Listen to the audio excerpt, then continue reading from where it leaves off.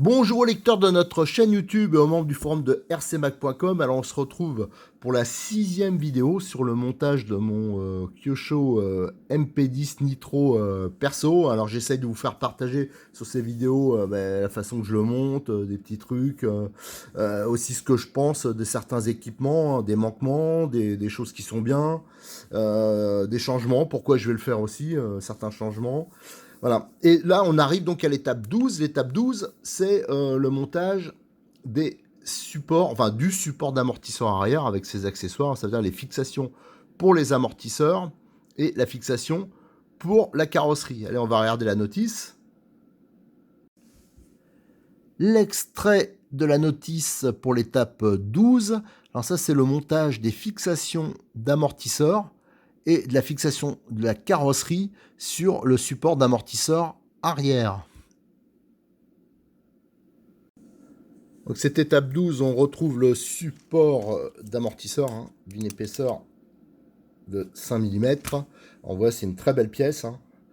Chez Kyosho, c'est vrai qu'au niveau usinage, c'est nickel, c'est bien allégé, tout ça.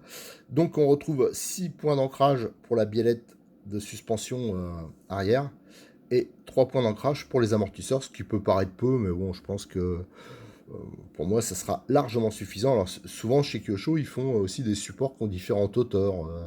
Voilà, par exemple, là, c'est la version 1, mais le nouveau MP10, c'est, je crois, 3 mm plus haut, les fixations. Voilà, donc ça fait un réglage encore supplémentaire.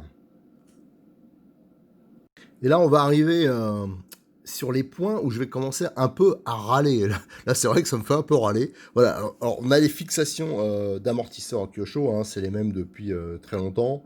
Elles sont de bonne qualité, tout, ça, c'est pas un problème. Elles sont en acier. Mais il existe une version aluminium, référence IF 34604LB, voilà, en aluminium traité, qui est en plus à l'achat à peu près au même prix que la version acier. Ça, j'ai regardé les tarifs. Ça, le sachet, excusez-moi, je bégaye depuis quelques temps. Ça vient de chez Modélisme 34. C'est lui à chaque fois qui me fournit les pièces, tout ça pour vous présenter. Il a vraiment un gros stock Kyosho. Et j'ai regardé les prix, c'est à peu près la même chose. Alors je comprends pas pourquoi. C'est quand même une voiture qui vaut pas. C'est pas une voiture. C'est pas la moins chère du marché, très loin de là. Il pourrait quand même fournir. C'est la même chose pour les rotules. On va en revenir après. Les versions options, quoi, les versions traitées. Surtout qu'ils l'ont déjà fait sur des versions, par exemple, de MP9. Donc moi je trouve ça un peu dommage. Bon, je vais pas les monter. Je vais laisser les aciers, mais c'est vrai, déjà, c'est joli, ça fait un peu de poids, bon, ça fait plaisir, quoi, à celui qui monte. Voilà, bon, ça, c'est quand même un regret. Alors, au niveau des fixations, c'est des vis 3,22, donc c'est une taille un peu particulière. Bon, 3,25, ça ira parfaitement, on verra au montage. Et moi, bon, alors les vis, je regardais, c'est de la qualité, pas de problème, mais moi, comme j'ai commencé à monter avec de la visserie inoxydable, je vais continuer comme ça. On a aussi le support carrosserie arrière, alors qui est, par rapport à d'autres marques, je trouve qu'il est quand même pas mal déporté, qui intègre la rondelle, mais moi, je veux déporter encore plus, alors je vais monter mes supports habituels, qui sont comme ACDC Optima. Alors pareil, ça vient de chez Cyril, de Modis 34, et donc je voulais monter ça. Par contre, je vais le monter à blanc, parce qu'il y a quand même, quand on regarde la fixation, il y a une grosse différence de hauteur. Donc je verrai si ça pose vraiment un gros problème. Et sur le support d'origine, la fixation d'origine, on voit, il y a un trou en bas. Ça, c'est pour éviter, voilà, que ça puisse tourner. Et je verrai si éventuellement il faudra fixer sur le trou du bas. Voilà, ça, je vais regarder. Donc en attendant, je ferai le montage normalement, ici. Et après, je verrai s'il faut le redescendre. À mon avis, il faudra le redescendre. Autre point qui m'énerve un peu et que je voulais vous montrer, c'est au niveau de la fixation des amortisseurs. Alors quand on voit la saignée là, on se dit oh bah tiens, bah, c'est pour mettre la vis là, mais bon, pourquoi ils ont fait? Est-ce que c'est pour gagner du poids? À la limite, laisser un peu d'épaisseur là, c'est quand même pas mal quoi. Surtout que la gorge, elle est faite pour rentrer donc la fixation métal. Et je disais, il y a un scipan là pour le tenir en place. Mais une fois que c'est dedans là, voilà, qu'on m'explique comment on tient le scipan. Surtout que la gorge, elle est trop large pour que ça le bloque, le scipan. Alors il y a des marques, par exemple, où ça rentre pile poil et c'est censé le bloquer, le maintenir en place. Là, c'est pas le cas. Ça tourne dedans. Mais on peut pas mettre la clé. Donc, bon, je trouve ça un peu... Alors, quand on est habitué, on sait très bien que quand on va mettre la vis, ça va pas tourner, tout ça. Mais je trouve ça un peu con de mettre un scipan et de pas l'utiliser. Au niveau de la longueur de la vis, quand on le monte, là j'ai regardé, ça dépasse pas quand même des masses. Alors eux, ils fournissent des nistops, quelque chose, ils ont des nistops qui sont bas par rapport aux nistops qu'on trouve dans le commerce habituellement. Alors si on met un nistop normal, ou alors si on met un nistop épaulé par exemple, hein, pour sécuriser un peu la fixation, c'est pas possible. Alors je pense que je vais essayer avec des 3,25 au niveau vis, un peu plus long, et peut-être même mettre une vis ici pour avoir un peu plus de portée. Bon, bien que c'est assez épais, mais allez, je vais voir. Alors j'ai testé d'un côté, hein. J'ai fait un montage un peu différent, donc j'ai mis une vis 3,25. Alors pour ceux que ça intéresse, c'est la référence 1441 en inoxydable. Et j'ai mis des rondelles cuvettes pour vis tête cylindrique, large en plus, 1587. Ça c'est la référence. Et là, pour avoir un meilleur appui, voilà, moi je préfère faire le montage comme ça. Alors j'ai mis la position intermédiaire comme indiqué sur la notice. Alors, vous voyez ces rondelles, hein. Voilà, c'est spécifique pour les vis à tête cylindrique. Voilà, bing boom.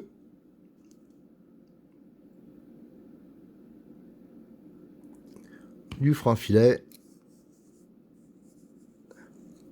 Voilà. Ah, j'aurais pu me faire plaisir avec l'option alu là, histoire parce que c'est joli, mais franchement ça m'énerve un peu ça quand même. C'est un peu mesquin. Voilà. Allez, go. Voilà. Hop, alors serrez pas quand même comme un malade parce que le métal, vous allez l'étirer un peu hein, si vous serrez vraiment fort, et après c'est là qu'on peut avoir des casses au niveau des fixations. Voilà, les fixations, c'est fait.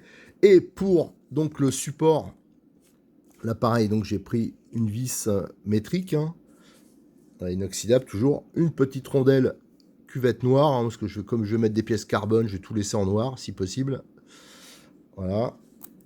Hop. Et là, en attendant, je vais le fixer quand même directement sur la partie basse. Voilà. Qui n'est pas prévu pour la fixation. Hein. Normalement, c'est juste le pion de centrage. Mais en attendant, je vais le monter comme ça. Et bon, si je vois que c'est pas possible, on montera autre chose. Mais de toute façon, sur le forum de RC Mag, vous avez plein de photos de MP10. Et ça permet d'avoir, comment dire, des exemples de montage avec ce type de support. Alors, il faudra que j'aille voir. Voilà. Pour ça que je ne mets pas de frein filet.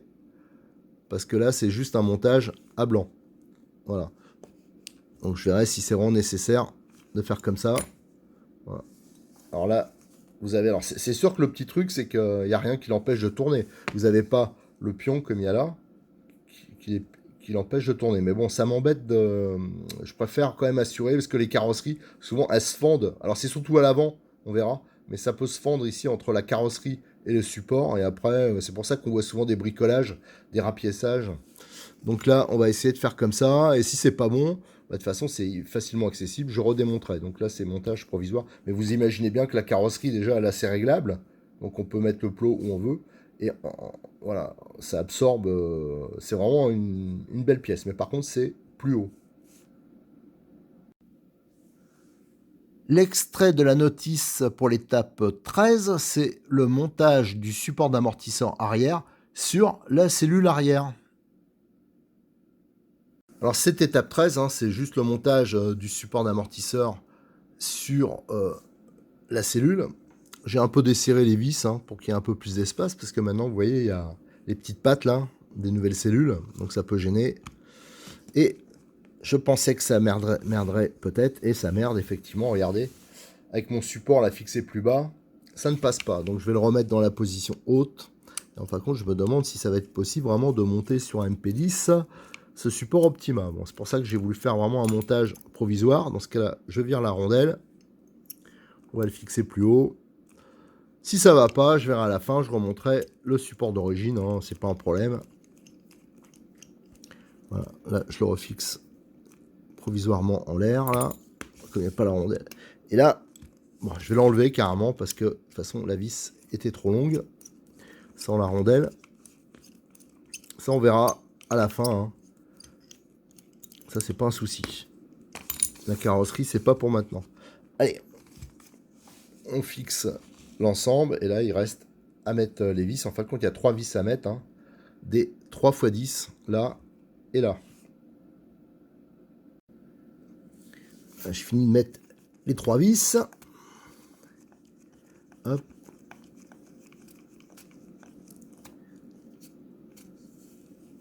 Voilà. On ne serre pas trop. Et là, comme j'avais juste dévissé pour laisser un peu de place, je remets en contact. Voilà. Alors, à ce niveau-là. Donc, qu'est-ce qu'on peut dire sur cette étape de montage, hein, la 12 et la 13? Bon, déjà, il y a cette histoire de fixation là que je trouve un peu mesquin. Bon, voilà. Donc, ce que j'ai modifié, j'ai mis une vis plus longue, moi, du 3,25 ou du 3,22. Tout ça pour avoir un peu plus de place pour mettre des knee-stop épaulés, de 3 épaulés, et pour mettre ma rondelle de cuvette là pour avoir un appui un peu plus important sur le support. Et j'ai mis le support, là, je suis allé chercher une petite vis plus adaptée, hein, plus courte. Donc ça sera à voir hein, si on peut le monter ou pas. Moi, j'ai un doute quand même parce que ça le met quand même vachement plus haut. Voilà, donc ça sera à voir. Autrement, je remonterai d'origine. Hein, ça, c'est pas grave, c'est vite démonté. L'extrait de la notice pour l'étape 14, c'est le montage du support d'aileron sur la cellule arrière. L'étape 14, c'est le montage du support d'aileron sur la cellule. Je vais en profiter pour le comparer. Alors là, vous avez celui du MP10 hein, qui est monobloc. Donc avec en plus sur cette partie-là pour avoir plus d'appui, un peu comme ce qu'il y avait sur les MP9 en option. Hein. Vous avez le support que vous avez sur le RTR, c'est celui-là. Et en option, vous avez un support avec des appuis supplémentaires. Hein. Voilà, donc on va pouvoir comparer. Là, celui du MP9 était donc en plusieurs pièces hein, à monter. Donc vous avez les deux là. Et on va faire une petite mesure de poids pour voir. Et on va regarder aussi si ça monte éventuellement. Je pense que ça monte. On va déjà faire une mesure de poids. On va commencer donc par le support MP10. 33 grammes. Et le support MP9. 36, 37, ah ben voilà, c'est vrai que dans mes commentaires, au début, il est plus lourd. Donc dans mes commentaires, j'avais eu tendance à dire, à le trouver lourd, massif. Je m'étais dit, tiens, et en fin de compte, en le comparant avec celui du MP9, on s'aperçoit qu'en fin de compte, on gagne quand même 3-4 grammes. Donc c'est toujours ça de prix, et c'est surtout plus simple, hein, et il doit être quand même aussi assez solide, parce que là, si vous regardez celui du MP9, il y a quand même des vis, des entretoises. Bon, par contre, il est réglable. Après, savoir s'il peut monter, si on peut les échanger, hein, moi je pense que oui. Hein, quand on regarde les fixations, moi ça me semble semblable. Donc moi il me semble, ça sera à tester, hein, mais je vois pas pourquoi on pourrait pas monter sur un MP9 le support monobloc du MP10. Voilà, donc ça peut être intéressant. Ça j'essaierai de tester à l'occasion, hein, comme j'ai un MP9 là, on fera le test. Voilà, mais bon, la différence c'est que quand même si on regarde, si je les mets l'un à côté de l'autre, la fixation de l'aileron sera beaucoup plus basse. Hein. Alors bien qu'ici elle était réglable. Non, bah non, c'était non, c'est pas réglable. J'ai dit une bêtise. Je pensais qu'il y avait un réglage sur les plus vieux Kyosho. C'est vrai que c'était réglable en hauteur. Là, c'est pas le cas. Et ouais, donc la fixation, juste l'aileron qui sera plus bas. Donc à voir. Mais autrement, je pense que ça monte. Alors pour le montage sur la cellule, hein, je vais garder la vis 3,35 hein, parce qu'elle est spécifique un peu. Vous voyez, il y a une partie vis assez importante et elle est longue. Hein. Ça, je ne l'ai pas en inoxydable. À noter que le petit knee-stop de 3, je l'ai déjà mis dans son logement. Hein. Ouais, il y a une cage qui est prévue pour lui. Donc il est prisonnier là. Et j'ai juste remplacé les vis 4 x 18 d'origine par les équivalents en version inoxydable. Allez, on va essayer de le monter. Alors des fois, ça monte pas pile poil sur les trucs. Des fois, là, hop, ça monte. On va essayer de mettre la vis. Tac, tac, tac. Voilà. Donc là, ça va être normalement, voilà, là c'est pratique, ça rentre bien. En plus, ils ont prévu, alors, ce qui est étonnant, c'est que la vis de 3, elle a une empreinte de 2,5, hein, donc ça correspond plus pour les vis de 4. Alors, ils l'ont fait, je pense, peut-être pour standardiser. Je sais pas, c'est peut-être prévu comme ça. Mais comme c'est la même clé qui va servir pour ces vis-là, donc voilà, c'est pour éviter peut-être de changer d'outil. Tac. Voilà.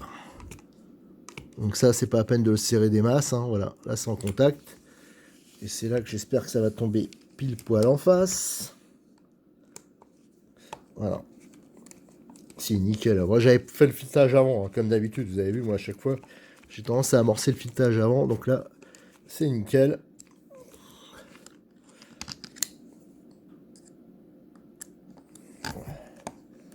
Donc ça tient par 3 vis. Voilà. Donc c'est assez simple. Allez, ben, on a fini cette étape de montage. Et on va préparer. Alors là, on va passer à l'étape 15. L'étape 15, là, ça va être le montage des fusées arrière. Fusée, porte-fusée. Et après, on attaquera les biellettes de suspension supérieure. Donc là, ça sera, on arrivera quasiment à la fin du montage du train arrière. Donc on aura déjà franchi une belle étape. Voilà, alors qu'est-ce qu'on peut dire sur ce support d'aileron? Voilà, le seul truc, c'est qu'il n'est pas réglable. Alors, est-ce qu'il y en a beaucoup qui utilisaient le réglage de l'incidence? Il est plus bas aussi hein, que sur le MP9. Donc, à voir. Je vous dis, la seule petite interrogation, c'est mon petit support souple. Hein. Je verrai si j'arriverai quand même à le monter. C'est pas évident. Je vais en profiter d'ailleurs pour regarder des photos de MP10 hein, que j'ai fait lors des Grands Prix de Montpellier, enfin, toutes ces courses-là. Et je vais vérifier si eux, comme il y a beaucoup de pilotes qui montent ça, si eux, ils l'avaient mis.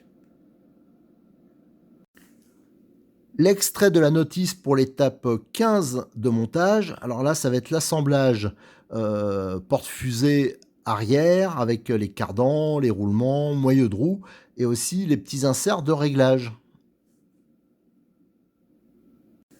Les pièces nécessaires à cette étape 15, donc on retrouve les fusées en plastique. Hein. Voilà, avec ici des inserts, on va en parler après, qu'on peut mettre ici. Ici, 4 points d'ancrage pour la biellette supérieure de suspension et l'ancrage pour les racleurs, les bavettes, hein, les racleurs de jantes.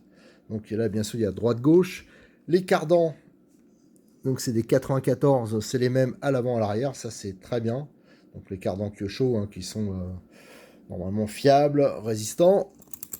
On a les maillots de roue, hein, c'est les mêmes depuis des lustres. Et non, c'est du bon matos, il n'y a pas de problème à ce niveau-là. On a les roulements, hein, c'est donc des 8, 16, 5, donc c'est du balèze. Ça, c'est plutôt là aussi un bon point. Hein, et en plus, c'est des roulements Kyosho, on ne le répétera pas jamais assez. On a les petits inserts. Alors, ça, c'est les petits inserts qui vont ici. Voilà, donc là, ça permet de régler la hauteur de l'ancrage, de la suspension, de la fusée, de le déporter aussi. Enfin, voilà, on peut régler quelques paramètres avec ça. Ça va jouer sur la voie aussi. Donc là, il y a un paramètre qui est prédéfini hein, sur la notice. Ici, on a les goupilles. Donc ça, c'est bien d'avoir un sachet d'avance hein, à chaque fois. C'est un 2,6, c'est du 2,6, enfin 2,6 par 17. Voilà. Les fixations, les vis, c'est du 5 x 4. Alors ce qui est bien, c'est que la surface de contact, elle est bien plate. Hein. Si vous avez vu d'autres montages que je fais, souvent je les change. Là, il n'y aura pas besoin de les changer, c'est nickel. Là, au moins, ils ont mis les vis qu'il faut, ça c'est très bien. Et on retrouve 2 rondelles de calage, donc qui vont se mettre derrière l'adaptateur de roue. Hein. Et là, c'est du 8, 12 x 0,2, 2 dixièmes d'épaisseur. Alors, on peut parler aussi... Ça, c'est le genre de pièce qu'on peut avoir dans sa caisse d'avance. Hein. C'est voilà, IF613H. C'est un jeu de fusée arrière. parce que c'est en plus livré avec les inserts. Donc ça, c'est le genre de truc qui peut éventuellement pouvoir être cassé hein, sur un gros choc. C'est normal, hein, les fusées arrière, c'est un peu exposé, mais enfin, j'en ai jamais vu casser spécialement. Et vous avez l'option, alors ça, je voulais vous le montrer, une option qui est assez onéreuse, mais qui est belle, bien sûr. IFW 608. Par contre, ça douille un peu. Donc là, vous avez les fusées alu. Donc c'est exactement le même principe qu'à l'avant. Hein. Là, par contre, c'est fourni d'origine. Vous avez des bagues. Et voilà, et les roulements viennent se mettre dedans. Alors ça, c'est beaucoup mieux qu'un montage direct dans l'alu à acier alu. Et vous avez là aussi les inserts. Alors bien sûr, ça va changer aussi le réglage de la voiture parce que la rigidité du train arrière sera différente. Alors c'est sûr que ça va jouer sur... Mais bon, pour des gens comme moi qui sont pas des férus comment dire, de réglage, pour moi, ça n'a pas une grande utilité. Mais si je casse les fusées un jour à l'arrière, peut-être que je me ferai un petit plaisir, je m'offrirai ces belles, pour la beauté surtout, ces belles fusées en alu, porte-fusée plutôt. Et on a aussi, alors ça existe chez Kyosho, mais il y a aussi chez T-Works, hein, vous avez les petits inserts là, les petites cales de réglage qui existent avec des réglages encore différents, qui existent en alliage de laiton, hein, de cuivre. Et ça permet aussi en même temps de lester, voilà, de lester au niveau des roues. Voilà, ça aussi, ça peut jouer sur les pistes quand il y a des trous, quand il n'y en a pas. Enfin, voilà. À un moment, c'était la grande mode, c'était de lester les fusées. Alors la mode, elle est un peu passée, mais ça en fait partie. Ça fait un peu de poids à mettre aux extrémités des suspensions. Alors, au niveau des portes-fusées, les roulements, regardez, moi je trouve qu'ils rentrent suffisamment durs. Voilà. Voilà, donc ils rentrent bien, ça c'est bien. Au niveau des réglages, eux ils préconisent le trou vers l'intérieur et vers le haut. Donc normalement, hop, que je me plante pas. Là, donc c'est le contraire. Parce qu'il y en a d'autres différents, hein, attention. Vous avez d'un côté de la barrette, vous avez les droites et les gauches, par exemple. Ils sont opposés. Donc là, ça c'est le réglage préconisé. En haut, vers l'intérieur. Voilà, ça on va le laisser. Donc je rappelle, hein, ça existe en plusieurs matières, hein, chez Kyosho, chez plusieurs optionnaires. Voilà, les fusées assemblées, le cardan homocinétique. Voilà, et là on va pouvoir mettre la rondelle de calage. Hein. Donc ça c'est important de ne pas l'oublier. L'adaptateur de roue, la goupille. Voilà, et là on va utiliser du frein filet. Tac. Et j'ai oublié la clé, bien sûr. J'ai encore préparé ça comme un guignol. Du frein filet. Là, normalement, j'ai tendance, moi, à mettre du frein filet assez fort. Voilà, je le mets au contact. Et comme je l'ai oublié, je vais aller chercher la clé. Ah ouais, j'hésite pas. Hein. Vous voyez, je prends la grosse clé de mécanicien de 17. Ça me permet de bien le maintenir. Et hop, on va souquer bien fort. Voilà. Nickel. Voilà. C'est monté. Voilà, il ne reste plus qu'à monter l'autre version. Maintenant, on va pouvoir passer au montage de l'ensemble sur, ça sera l'étape 16, sur la triangulation. Alors là, on va voir, il y a aussi quelques cales de réglage. L'extrait de la notice pour l'étape 16, alors là, c'est le montage des portes-fusées arrière sur la triangulation avec le réglage hein, de l'empattement qui est possible sur cette étape de montage. Pour l'étape 16, donc le montage des fusées sur la suspension, porte-fusée, on va avoir besoin donc du jeu de cale. Hein. Donc il y a plusieurs épaisseurs. Voilà, donc ça va permettre de régler l'empattement au niveau des porte-fusées. On va avoir besoin des axes. Donc c'est là-dessus que va se faire l'articulation des porte-fusées sur la triangulation. Donc on va mesurer, on va regarder un peu. C'est du 3 3,45 à peu près. Et au niveau longueur utile, 44 mm. Alors d'un côté, ici, vous avez un méplat, deux méplats. Donc ça permet de mettre une clé plate de 5,5 pour le maintenir. Et de l'autre côté, vous avez un e-stop de 3. Donc on va utiliser la clé croix fournie avec la voiture. Donc c'est du 5,5. Allez, je vais déjà dégrapper, hein, on va bien ébavurer les rondelles et après on pourra faire le montage sur la voiture. Alors j'ai dégrappé les rondelles de calage. En fin de compte, il y a 2 rondelles de 1 mm d'épaisseur. Il y en a 4 de 2 et une qui fait, on va mesurer ça, hop, une grosse qui permet de, là qu'il faut mettre que d'un côté, elle fait 4,80 à peu près. Donc, moi j'ai monté comme il préconise sur la notice, hein. Alors il y a l'avant de la voiture, il préconise une cale de 1, une cale de 2 et une cale de 2 ici. Voilà. Sauf que moi je trouve que c'est un poil, c'est pas suffisamment libre. Alors soit je laisse se rôder, mais ça me plaît pas trop. Alors ce que je vais réduire légèrement parce que j'ai bien vérifié, hein, tout est bien rentré. Je vais donc essayer de, voilà, vous voyez, j'ai forcé pour voir si c'était pas un problème de cale, mais c'est pas ça. Donc je vais diminuer un peu l'épaisseur. Donc je vais redémonter l'ensemble.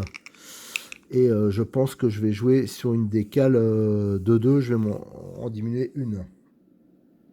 Allez, on va y aller doucement. Je vais ajuster ça. Hop, hop, hop. Tiens, qui est-ce qui a dit qu'il fallait faire en 8? Je sais pas si c'est comme ça. Enfin, du moins, il faut le tourner régulièrement. Voilà, de toute façon, c'est du papier très peu abrasif, hein. Ok, maintenant, j'en ai enlevé un tout petit peu. On va pouvoir retester. Donc, je vais remonter. C'est un peu plus libre, mais c'est pas encore comme je voudrais. Bah, allez, dans des cas comme ça, faut pas hésiter. Moi, je redémonte. Alors, vous voyez, hein, le principe, hein, c'est un empilement de cales. Et les cales, selon que vous les mettez vers l'avant ou vers l'arrière, bien sûr, ça va changer le réglage. Et ça va pas mal changer, bien sûr, la géométrie. Hein. Ça change l'angle du triangle, ça change l'empattement. Voilà, donc tout ça, j'avais diminué, je vais le diminuer encore un peu plus. Voilà, je l'ai remonté. C'est pas aussi libre que je voudrais, mais c'est déjà beaucoup mieux. Et je vais le laisser comme ça, de toute façon, ça se rodera. Parce que j'ai peur si je vais un peu plus loin qu'après, là, il y a carrément du jeu. Bon, je vais le laisser comme ça pour l'instant. Je redémontrerai, de toute façon, dès que je l'aurai fait rouler, je redémontrerai la voiture assez rapidement à ce niveau-là pour vérifier. Voilà, maintenant, il n'y a plus qu'à serrer. Et ça sera nickel. Et de toute façon, je vais laisser ce réglage. Il m'étonnerait qu'il bouge un jour. Tac. Alors pareil, ça sert à rien de le serrer trop, hein. Alors, moi, je le laisse pour que ça soit libre. Voilà. Nickel. Allez, maintenant, on va pouvoir passer à l'étape suivante. Là, ça va être le montage des biellettes. Bon, il nous reste un côté à monter, mais on va monter donc les biellettes de suspension supérieure du train arrière. L'extrait de la notice pour l'étape 17. Alors là, c'est le montage, l'assemblage des biellettes de suspension arrière. L'étape 17, c'est le montage des biellettes de suspension arrière. Alors, on va avoir besoin d'échappes en plastique. Alors, faites attention, sur la grappe, il y a 2 longueurs. Ouais. Celle-là, elle est un peu plus courte. Donc, les plus courtes vont à l'avant. Les arrières, c'est les plus longues. On a ces chapes qui sont cintrées, hein. Ça, c'est pour laisser le passage à la jante. On a les pins inversés, donc ils sont en acier. C'est des 5 par 38. Alors ça existe, hein, chez Kyosho, c'est les accessoiristes, on en trouve en titane, on en trouve en alu traité. Enfin bon, il y a pas mal de choses qu'on peut faire à ce niveau-là. Les rotules, alors là, c'est un petit sujet qui m'embête un peu. C'est des rotules en acier. Alors, en acier, c'est très bien, hein, c'est hyper résistant à l'usure, tout ça, et donc il y a pas de problème dessus. Mais c'est comme une voiture, encore une fois, hein, je vais peut-être répéter, mais qui est onéreuse. Et je m'attendais, surtout si on compare au MP9 RTR que j'ai, hein, c'est les mêmes rotules qui sont livrés avec.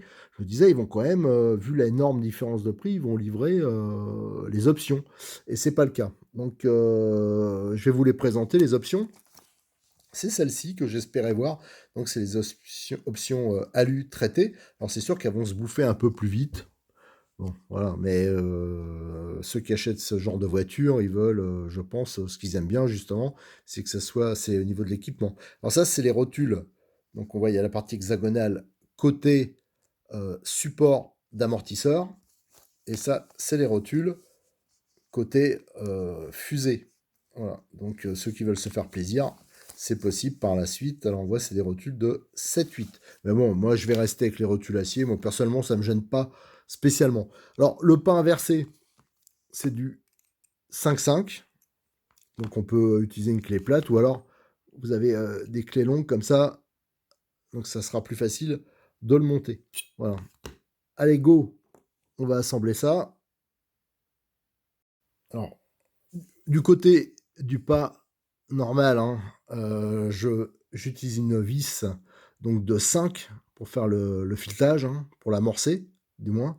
Et de l'autre côté, je prends avec la clé croix là, et hop, donc c'est à l'envers, hein, c'est un pas inversé, et donc je fais attention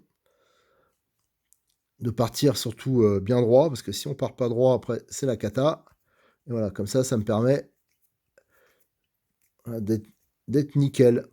Et donc, il y a une valeur hein, qui est annoncée sur la notice de 14,5. Alors ça, on vérifiera avec le pied à coulisse. Voilà, je vais déjà l'amorcer comme ça. Voilà, hop, nickel. Et de l'autre côté, je vais aller chercher une vis de 5 pour faire le pas de vis.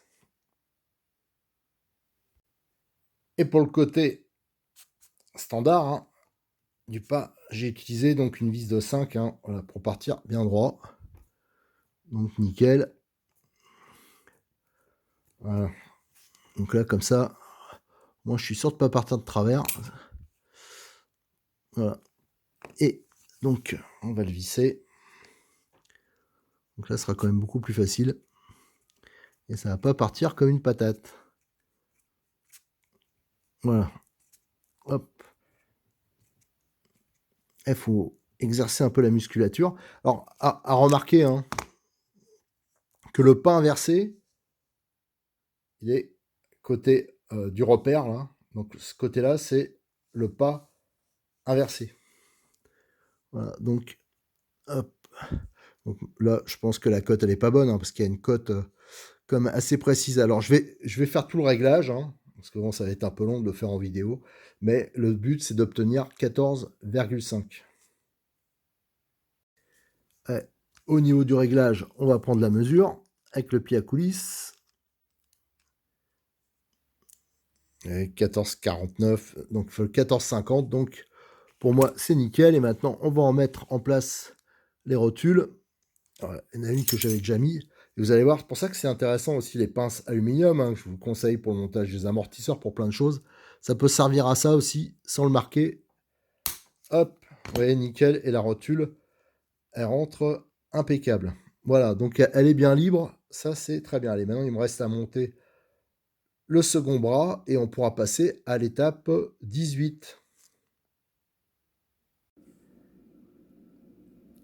L'extrait de la notice pour l'étape 18 du montage avec l'assemblage des biellettes de suspension arrière sur les fusées et le support d'amortisseur. Alors, avant de monter les biellettes de suspension sur les fusées et le support d'amortisseur, je voulais revenir un peu en arrière parce que j'ai regardé la notice et à l'étape 17, donc le montage des biellettes, ils indiquent, voilà, vous avez ici un repère, hein, là ça indique donc le côté, le pas qui est inversé, hein, et le problème c'est qu'ils l'indiquent du même côté, à chaque fois sur la chape côté roue. Ça veut dire qu'on le monte, ils vont être en opposition. Et ça veut dire qu'il faudra, quand vous voulez régler, par exemple, pour mettre du carrossage négatif ou positif, il faudra d'un côté tourner par exemple en sens anti-horaire, et l'autre côté, l'autre roue, il faudra le faire dans le sens horaire. Alors c'est pour ça que moi je trouve que c'est pas pratique. Donc moi ce que je fais toujours, c'est je monte le repère du même côté. Voilà. Vous voyez là par exemple, ils sont tous les deux côté gauche. Ça veut dire quand j'aurai à faire le réglage, des deux côtés, on tournera dans le même sens. Donc ça me paraît quand même plus logique. Voilà. Alors, pour la visserie, j'ai mis ma visserie inoxydable. Petit changement que je fais, c'est qu'ici, on serre directement sur l'alu, hein, la vis. Et moi, je veux pas que ça le marque, l'aluminium, parce que bien sûr, on va serrer assez fort. Donc, ce que je fais, c'est qu'au début, voilà, ma première idée, je voulais monter une rondelle alu pour tête cylindrique. Mais j'ai vu, ça passe pas. Il n'y a pas assez de place. Alors, ce que j'ai fait, c'est que j'ai pris des petites vis, des petites rondelles comme ça. C'est des sortes de rondelles, Grover, éventail, voilà, qui se déforment, hein, et qui sont pas très grandes en diamètre, et c'est des rondelles frein, un peu élastiques, donc ça va sécuriser aussi le montage, et l'appui sera un peu plus large. Donc allez, on va monter ça. Alors, malgré qu'il y ait une rondelle frein, on va quand même mettre du frein filet. Pas la peine d'en mettre 3 tonnes à cet endroit. Hop, et on le met à l'endroit, hein, qui est préconisé, hein. C'est-à-dire que la vis, l'emplacement du milieu à l'intérieur.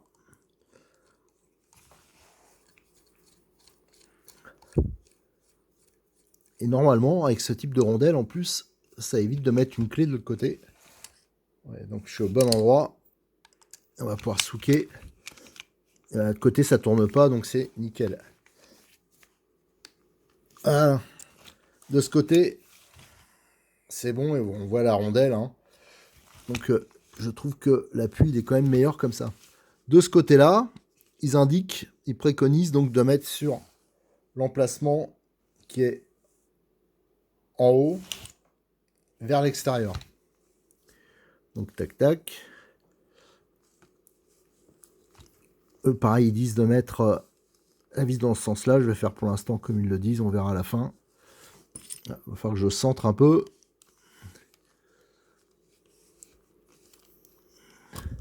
Tac, voilà. Et ouais, on voit tout de suite que ça va un peu dépasser. Alors c'est vraiment pas un drame, hein. Surtout après quand on changera, si on change des knee-stop, je pense pas qu'on remettra des Kyosho. On va mettre des knee-stop standards qui sont un peu plus épais. Mais bon, c'est vrai que j'aurais bien aimé... voilà. Ouais, ça dépasse, moi ça me plaît pas des masses. Bon, bah, pour l'instant, je vais le laisser comme ça, de toute façon. Allez, je vais pas trop serrer, ça sert à rien. Voilà, donc là, c'est monté, et on peut voir, c'est parfaitement libre, c'est nickel. Voilà, donc sur cette étape de montage là, et surtout cette vidéo, on a terminé, on va arrêter ici, et je reprendrai juste derrière, hein, la prochaine étape. Alors que je tourne la notice, je pense que ça doit être le montage, ça sera le montage des barres anti-roulis, et après il y aura les bavettes, et après on pourra monter le train arrière sur le châssis. Allez, je vous remercie, à très bientôt pour une nouvelle vidéo de montage du MP10, hein. Je pense qu'il en reste pas mal, j'essaye d'aller dans les détails. Et ben, je vais le faire, je vais enchaîner. Allez, à demain sûrement, parce que je la publierai demain la prochaine. Merci, à bientôt.